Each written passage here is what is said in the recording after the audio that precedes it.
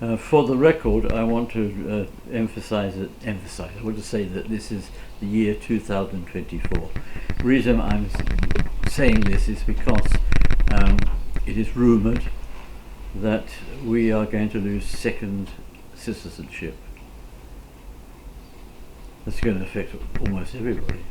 Well, I have two. Actually, I have three, but that's irrelevant. I'm still a New Zealander.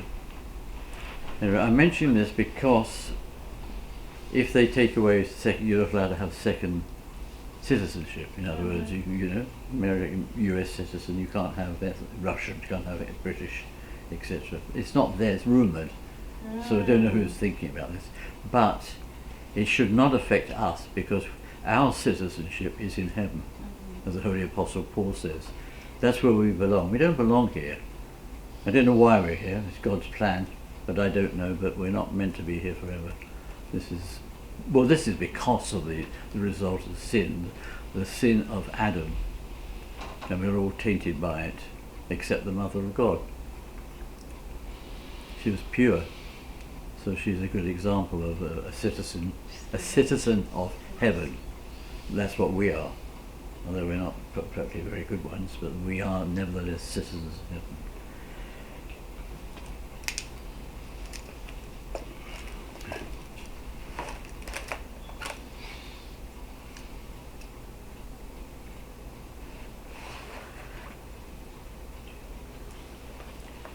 Saint Macarius of Egypt, from which is where I got most of my information for this talk, says that we are, as Christians, the world of Christians is very special.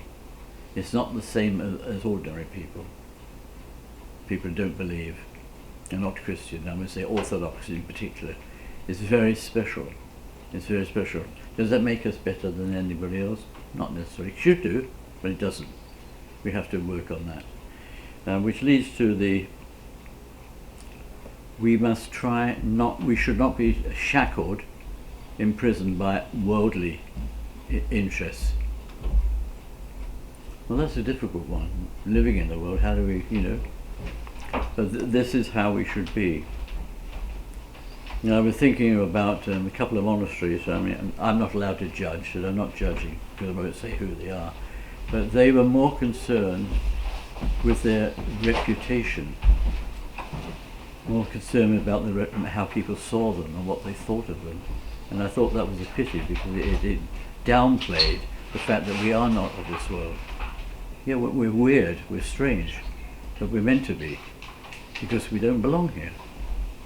So trying to protect your monastery reputation. There's two monasteries like that I had personal experience, and I was disappointed that they had that attitude. Maybe because I was also on the receiving end when I said something I shouldn't have done to somebody else outside. But anyway, we have to understand. I think the problem is that we think we can control our lives, sin. But we're fighting against Satan, and Satan is far stronger than us. If we succeed, it's because God has given us grace, like that, to be able to do the battle. But we should not think, okay, I'm having a spiritual battle, and I can manage it, because we can't. The moment we think we can, that's when it gets worse. So we need to understand that we're not of this world.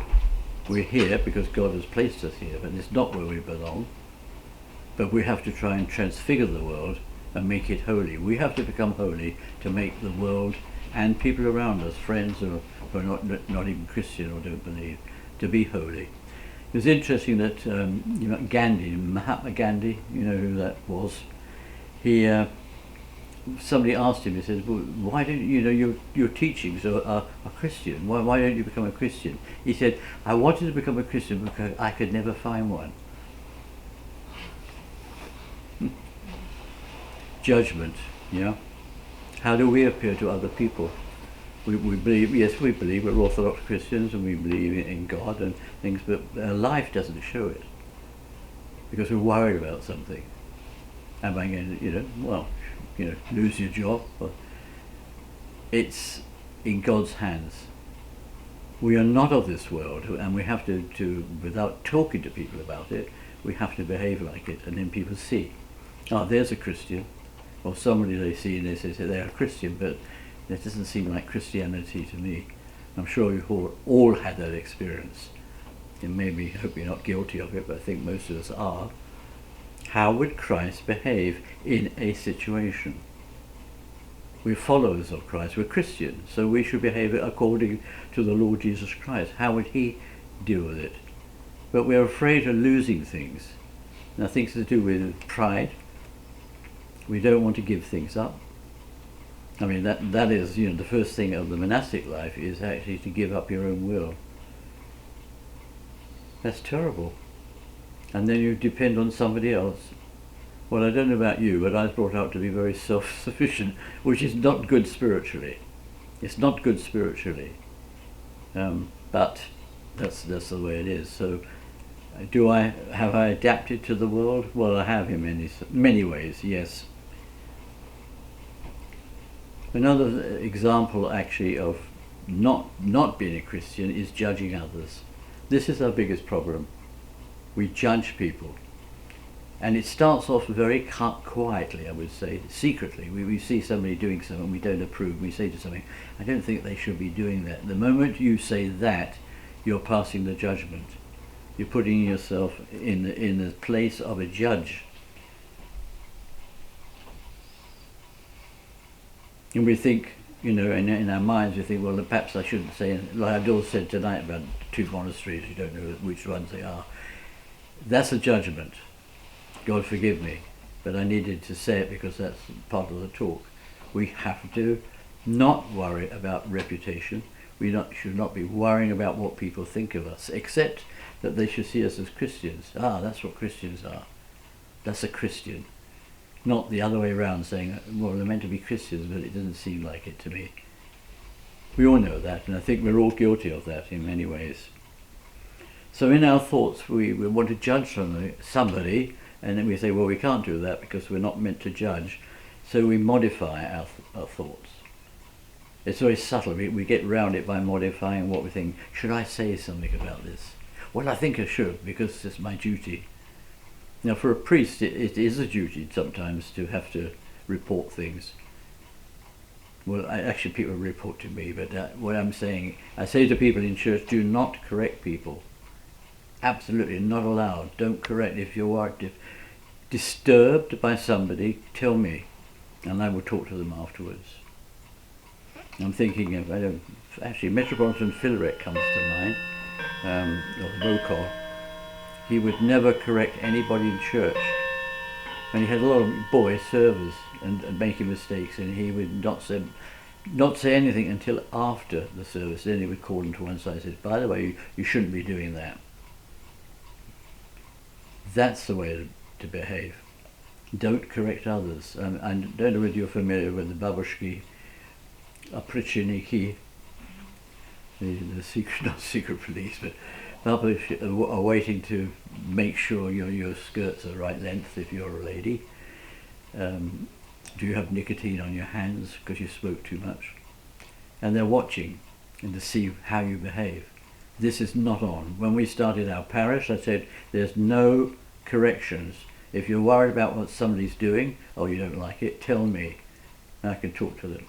And I would go to somebody, for example, you don't know them, but and I would say, when you come to church, don't dress in the summer, don't dress for the beach. Oh, I didn't realise that. I mean, I'm pretty close contact as well, especially with their tour. It's, it was not a temptation, but it does disturb me that people don't have that contact. But if I had shouted at them or said something bad, they would have gone away. I said, don't you realise you mustn't dress for the beach? Well, I didn't realise. Okay. Well, next week they're there. Not offended because I didn't judge them on the spot. And that's how we should be. But we can't help it. We want to judge people. And we think that we're in control of ourselves. But in fact we're not. It's like Saint Macarius of Egypt, whose I'm using tonight as the saint. he said, that we see battling with sin, battling with Satan in particular, is like a grown man fighting a child. The child is beaten, and then everybody says, well, that's the child's fault for being weak. We have to transfer that for judgment. Do not judge people. And when we come for a battle with Satan, we are weak. He's going to win unless we have humility. And that's a very, very rare quality. Who has humility? What is it? I'm not asking you to answer that. You tell me later.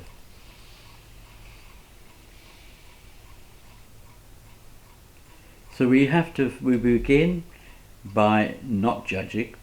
We begin by adapting our lives to what Christ would do. So say to yourself, what would the Lord do in this situation? Am I behaving correctly? And if you say that, Christ comes to the rescue.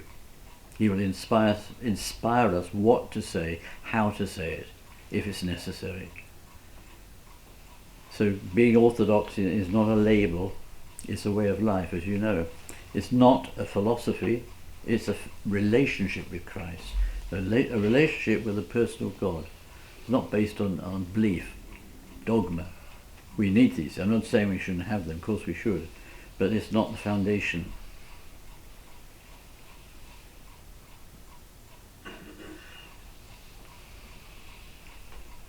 St. Macarius talks about about renouncing the world, but it's very difficult. We have things that we're attached to, and he says it's like somebody at sea and there's a storm, and the only way they can save themselves is to jump into the water, but they're wearing a new shirt or new trousers or whatever, and they don't want to leave them behind. But what they should do is actually jump into the sea naked, nothing attached to you. And I'm using this figuratively, of course, but we don't. We want to keep things. We can't let some certain things go. I remember doing a life-saving course, and this was army times. It was pretty rough, but we had to swim. We had to swim with clothes on. Had to learn how to swim, and of course, if you've ever done it, the shirt we were wearing billows out because of the air, and I can understand people drown. But if you want to save yourself in a storm, you have to be naked. You have to get rid of all the things that will hold you down. Another example that Macarius gives is a fire. The house is on fire and you see it and you realise, hey, I've got some antiques or something precious here, I need to go in.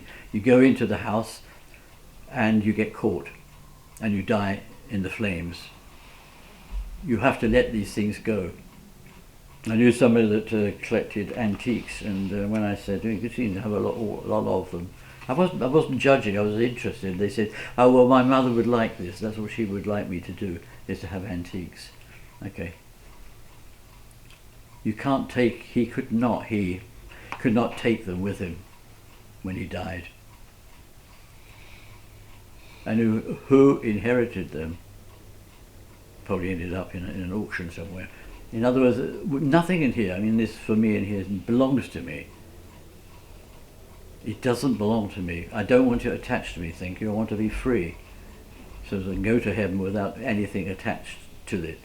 And that's how we have to think. What am I attached to? Money? Or it will all depend on money, of course. It's not that things are bad, it's that we are attached to these things, and therefore when it comes to the crunch, we don't want to let go. I'm sure you had that situation.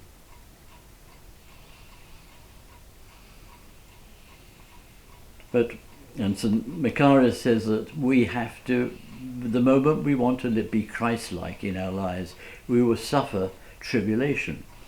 We will suffer temptation. This is the part of it. This is actually, it's good because it proves that we're doing something which is right. So Macarius says, expect temptation the moment you want to do something good. Don't take things with you. well, you know, and just in case I can't give up whatever. I'm not talking about material objects. I'm talking about beliefs and way of life. I can't abandon my way of life because that's what I do. Maybe I have to do this because I'm a Serb and this is my culture. I'm Russian, this is my culture. I'm British, I haven't got one. Spare that. Well, we used to have, but it's gone now. People we want stand at the judgment and people say, well, she is a real Christian. They were Christians. And they're welcome into heaven because they're already there. We are in heaven now. It's not something in the future, except for eternity is the future, but it's now. The kingdom of heaven is within you. What does that mean? Do we have the kingdom of heaven within us? Meaning that all our thoughts are Christ-oriented, not towards who I am and how, you know, my reputation. Does that mean you cannot do anything? No. But you mustn't be attached to things. You have to, if you want to do it, God will reveal to you what you have to do. And that's trusting in God's providence. Sweetie Yofi. Sasha?